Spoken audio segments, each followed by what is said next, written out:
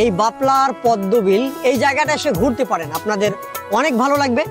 গলা থেকে হবে না, তাহলে তো কোনো টেনশন নেই। ও গ্রাম্য ভাষায় এই যে আমার এইটুকু দেখতে পাচ্ছেন এটাকে বলা হয় ঢকগর। হাই এভরিওয়ান, কেমন আছেন সবাই? আজকে আমি যাচ্ছি বাপলার পদ্মবিল দেখার জন্য। আমি গ্রামীণ একটা সৌন্দর্য আপনাদের মাঝে তুলে ধরবো এবং যেতে যেতে সব কিছুই দেখানোর চেষ্টা করব।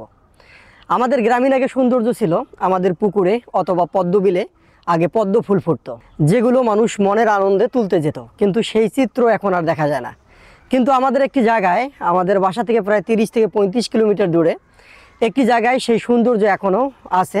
সেই সৌন্দর্য আমি আপনাদের মাঝে তুলে ধরার চেষ্টা করব। ততক্ষণে আপনারা সাথে থাকুন। ধন্যবাদ।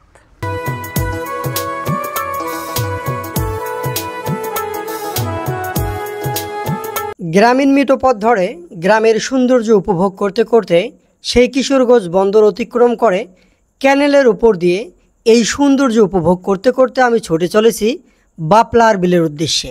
কিছুক্ষণের মধ্যে আমি আপনাদেরকে নিয়ে যাব বাপলার বিলে। আপনারা উপভোগ করতে থাকুন।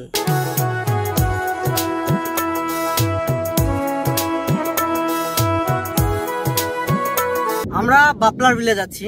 তো বাপলার পদ্মবিল যাওয়ার পথে এই যাওয়ার রাস্তাটা এত সুন্দর যেটা আমি আপনাদেরকে বলে বোঝাতে পারবো।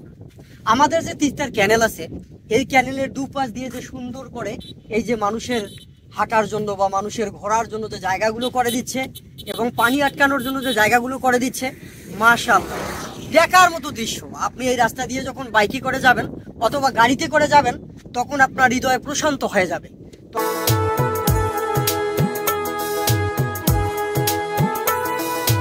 প্রায় 20 থেকে 25 কিলোমিটার পাড়ি দিয়ে আমরা চলে এসেছি বড়ভিটায়। বড়ভিটা থেকে অবিলের বাজার। অবিলের বাজারে যে চত্বরটা দেখতে পারবেন সেখান থেকে হাতের বাম পাশে 3 থেকে 4 কিলোমিটার যেতে হবে। তাই আমরা ছুটে চলেছি পদ্মবিলের উদ্দেশ্যে।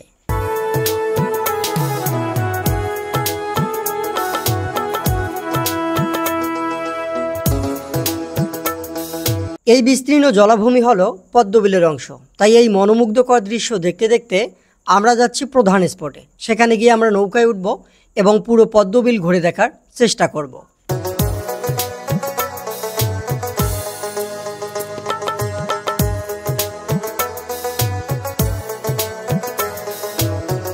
দেখতে দেখতে আমরা চলে আসলাম প্রধান স্পটে। প্রধান স্পটে এসে দেখি অনেকেই নৌকায় করে ঘুরতেছে, অনেকেই নৌকার অপেক্ষায় আছে।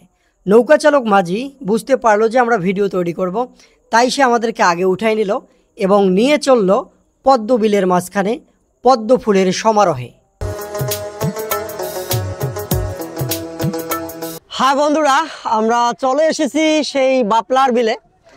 আমরা যাচ্ছি মাঝপথে।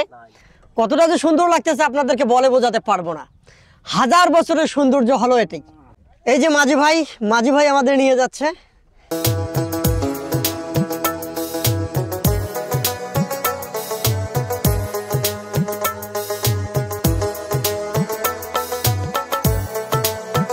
তো আমরা মোটামুটি চলে এসেছি মাঝে, এই যে পদ্মবিলের মাঝে।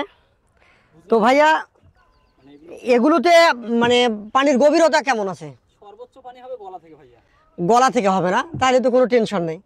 মানে এখানে প্রতিদিনই মানুষ ঘুরতে আসে? প্রতিদিন ভাইয়া, প্রতিদিনই ঘুরতে আসে। আমাদের 4টা থেকে 5টা লোক দেখেন নদীর মাঝখানে কিন্তু আছে। আচ্ছা আচ্ছা, আপনার সাথে কথা বলবো।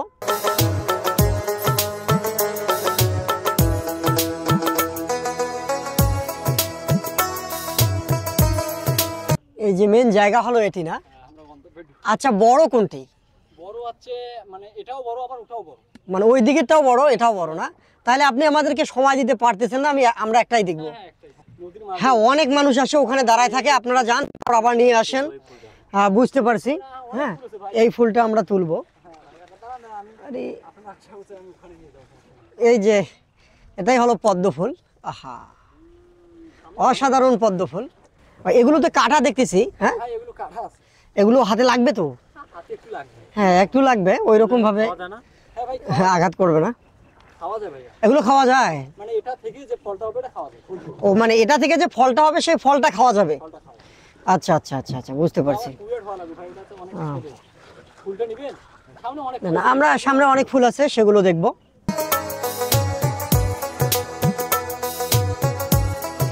বাংলাদেশ নদী ও প্রাকৃতির এক অপার লীলাভূমি। এই বাংলার প্রতিটি কোণায় লুকিয়ে আছে অজস্র রূপের ছটা। ঠিক তেমনই এক স্বর্গীয় সৌন্দর্যের নাম বাপলার পদ্মবিল। নীলফামারী জেলার কিশোরগঞ্জ উপজেলার ছোট্ট একটি এলাকা বাপলা। আর এখানেই বর্ষাকাল এলেই জেগে ওঠে বিস্তীর্ণ একটি বিল, যার বুকে ফুটে উঠেছে হাজারো পদ্মফুল, যেন প্রাকৃতিক চাদরে বোনা এক নিখুঁত শিল্পকর্ম। বর্ষার শুরু থেকে শরৎ পর্যন্ত এই পদ্মবিলের রূপ যেন দিনে দিনে আরও মোহময় হয়ে ওঠে। জলরাশির উপর ভেসে থাকা গোলাপি আর হালকা বেগুনি রঙের পদ্মফুলগুলো যেন প্রকৃতির নিজ হাতে আঁকা চিত্রকর্ম। সূর্যের আলো পড়লে প্রতিটি ফুল ঝলমলিয়ে ওঠে, চারিদিকে ছড়িয়ে পড়ে এক অপূর্ব সৌন্দর্যের জ্যোতি। পদ্মবিল আমাদের শিখিয়ে দেয়, প্রকৃতির সান্নিধ্যে থাকলেই জীবন হয়ে ওঠে আরও নিঃশব্দ, আরও সুন্দর। এই সৌন্দর্য আমাদের রক্ষা করতে হবে, আগামীর জন্য তুলে রাখতে হবে এই স্বর্গীয় দৃশ্য।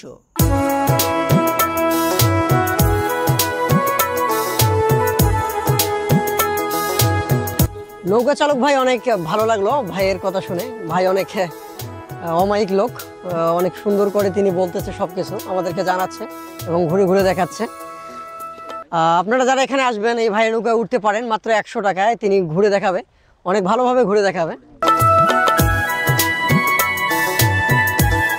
হাই বন্ধুরা, এটাই হলো বাপলার পদ্মবিল, আমাদের গ্রামীণ সৌন্দর্য। গ্রামের মানুষ এখানে ঘুরতে আসে এবং নৌকায় করে এই পদ্মবিলের মাঝে আসে এবং এই পদ্ম ফুলগুলো দেখে তারা হৃদয়কে প্রশান্ত করে। আমরাও ঘুরতে আসছি, তাই নৌকা চালক ভাই আমাদেরকে নিয়ে আসলো মাঝে, একদম যেখানে পদ্ম ফুলগুলো এই যে ফুটেছে, অনেক সুন্দর করে দেখতে পাচ্ছেন। এত সুন্দর পদ্ম ফুল দেখে হৃদয়টা প্রশান্ত হয়ে গেল। যারা আমাদের আশেপাশের আছেন রংপুর বিভাগের মধ্যে বা রংপুর জেলার মধ্যে বা আমাদের নীলফামারী জেলার মধ্যে, কিশোরগঞ্জ থানার মধ্যে, তারা এই বাপলার পদ্মবিল এই জায়গাটা এসে ঘুরতে পারেন, আপনাদের অনেক ভালো লাগবে। সেই সাথে আপনারা উপভোগ করতে পারবেন এবং ক্যামেরাবন্দি করতে পারবেন এখানকার সেই প্রাকৃতিক দৃশ্য। মাশাআল্লাহ, অনেক সুন্দর লাগলো। আমরা নৌকা চালক ভাইয়ের সাথে, মাঝির সাথে, নৌকা চালক সেই মাঝির সাথে কথা বলবো, এখানকার বিষয়টা একটু তুলে ধরার চেষ্টা করব। তো সকলেই দেখতে থাকুন। এই যে এটি হলো পদ্ম ফুলের, এটাকে কি বলা হয় ভাইয়া? আমাদের গ্রাম্য ভাষায় এটাকে আমরা ঢগ্গর বলি। ও, গ্রাম্য ভাষায় এই যে আমার এইটুকু দেখতে পাচ্ছেন এটাকে বলা হয় ঢগ্গর। তো এটা নাকি খাওয়া যাবে, তো আমি একটু খেয়ে দেখি। স্বাদ আছে, একটু মিষ্টি আছে হালকা, হ্যাঁ একটু হালকা মিষ্টি আছে। তো ভাই আপনার বাসা এখানেই না? হ্যাঁ ভাই, আমার বাসা এখানেই। কতদিন ধরে নৌকা চালান আপনি? ভাই আমি তো নৌকা চালাই না, আমি পড়াশোনা করি, বাট এটা আমার বাবার নৌকা। তো বাইরে থেকে অনেক দর্শক আছে এখানে দেখার জন্য, যে বাপলা বিলের সৌন্দর্য দেখার জন্য আসে। তো আমরা পড়াশোনার পাশাপাশি যারা আসে তাদেরকে নিয়ে একটু ঘুরাই, আমাদের কিছু টাকা দেয়, এটাই। ও মাশাল্লাহ মাশাল্লাহ, আপনি পড়াশোনা করেন, পাশাপাশি এই কাজটা করলে কিছু টাকা ইনকাম হয়, সাথে যারা ঘুরতে আসে তাদেরও উপকার হয়, এটাই হলো কথা। তো এই বিলটা এখানে কি চাষাবাদ হয় না, নাকি এই পানিতে ভরপুর থাকে সব সিজনেই? ভাই মানে বছরে একবার শুধু এখানে চাষাবাদ হয়, এখানেই পদ্মবিলে আমাদের চাষাবাদ হয়। আর এটা প্রাকৃতিকভাবে বছরে একবারই হবে, আবার আপনা আপনিভাবে একবারই শেষ হয়। ও আচ্ছা, এটা বছরে একবার চাষাবাদ এখানে করতে পারে। যখন আপনার খরার সিজন আসে তখন পানি শুকিয়ে যায়, তখন তারা এখানে ধান চাষ করতে পারে, তাছাড়া আর কোনো চাষাবাদ করতে পারে না। তখন এই সৌন্দর্য বৃদ্ধি পায়, এখানে তখন মানুষ ঘুরতে আসে, তখন তারা নৌকায় করে মানুষকে ঘুরে ঘুরে দেখায়। হ্যাঁ বন্ধুরা, আমরা ঘোরা শেষ করলাম, আমরা এখন বাসায় চলে যাব। অনেক সময় ঘুরলাম, ক্যামেরাবন্দি তো আর সবটুকু করতে পারিনি, যতটুকু করেছি আপনাদেরকে দেখালাম। আপনাদের কেমন লাগলো? সেই সাথে বলে রাখি, এই পদ্ম ফুলগুলো কিন্তু সেই পরিমাণে ছিঁড়তে দেয় না, তার কারণ এখানে তো অনেকেই ঘুরতে আসে, এগুলো বেশি পরিমাণে ছিঁড়লে আবার এখানকার সৌন্দর্য নষ্ট হবে, সৌন্দর্য নষ্ট হলে মানুষ উপভোগ করতে পারবে না। তো বন্ধুরা, এই বাপলার পদ্মবিলের ভিডিওটি আপনাদের কেমন লাগলো? যদি ভালো লেগে থাকে অবশ্যই একটি শেয়ার করবেন, এবং আমি যেহেতু নতুন ব্লগ করতেছি, আমার পেজটাতে ফলো করবেন। আমি ভালো কিছু ভবিষ্যতে উপহার দেওয়ার চেষ্টা করব। আর সেই সাথে একটা কথা বলি, যারা আমার আশেপাশের আছেন, ধরা যাক আপনার রংপুর, নীলফামারী অথবা আশেপাশের আছেন, তারা এই বাপলার বিলে ঘুরে যেতে পারেন। এখানে বিনা টাকায় আপনি ঘুরতে পারবেন, মাত্র নৌকা ভাড়াটা দিয়েই আপনি এই বাপলার বিলের সৌন্দর্য উপভোগ করতে পারবেন। এই যে মাঝি ভাই, এই মাঝি ভাই অমায়িক লোক, অনেক ভালো লোক। মাঝি ভাইয়ের সাথে কথা বললাম, তিনি কিন্তু স্টুডেন্ট, পড়াশোনা করে, এবং পড়াশোনার ফাঁকে বাবার এই নৌকা তিনি শেষ বেলায় এসে এই নৌকাটা চালায়। সেখান থেকে কিছু ইনকাম হয়। মাশাআল্লাহ, অনেক ভালো লাগলো। যাই হোক, আপনাদের এই ভিডিওটি কেমন লাগলো আবারও বললাম, আপনারা অবশ্যই মন্তব্য করে জানাবেন। সকলেই ভালো থাকবেন, দেখা হবে আপনাদের সাথে নতুন কোনো ভিডিওতে, নতুন কোনো জায়গা নিয়ে। ততক্ষণে ভালো থাকুন, আল্লাহ হাফেজ।